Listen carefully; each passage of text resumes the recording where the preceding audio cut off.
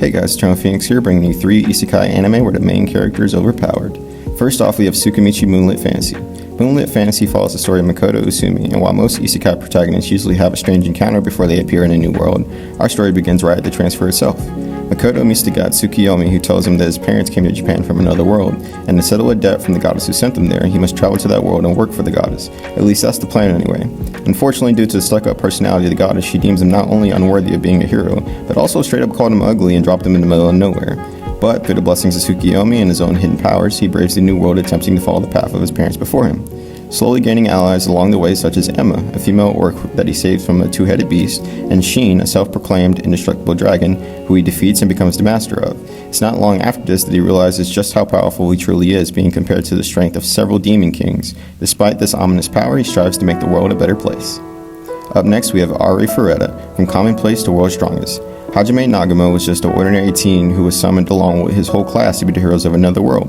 One day during a battle in a dungeon, he gets betrayed by one of his classmates and is left for dead. It's only thanks to his will to not die that he's able to survive the dark catacombs, killing the monsters and eating them for survival. However, it nearly kills him due to the effects of the meat. After waking from a near-death state, he finds himself mutated into a monster-human hybrid. Armed with his knowledge of synergy, he creates himself a magic pistol among other weapons and takes on the dungeon. After finding Yui, an ancient vampire betrayed by her people, the two venture off to finish the dungeon and unlock its secrets. Hajime is essentially a gunslinger in a world of swords and magic, which definitely gives him an edge, but his true power lies in his abilities and intelligence. And finally, we have That Time I Was Reincarnated as a Slime.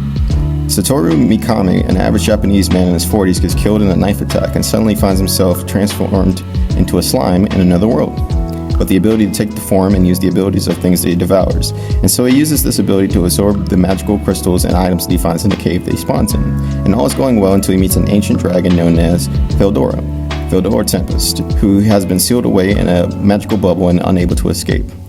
And what does he do when he meets him? He makes friends with him, of course.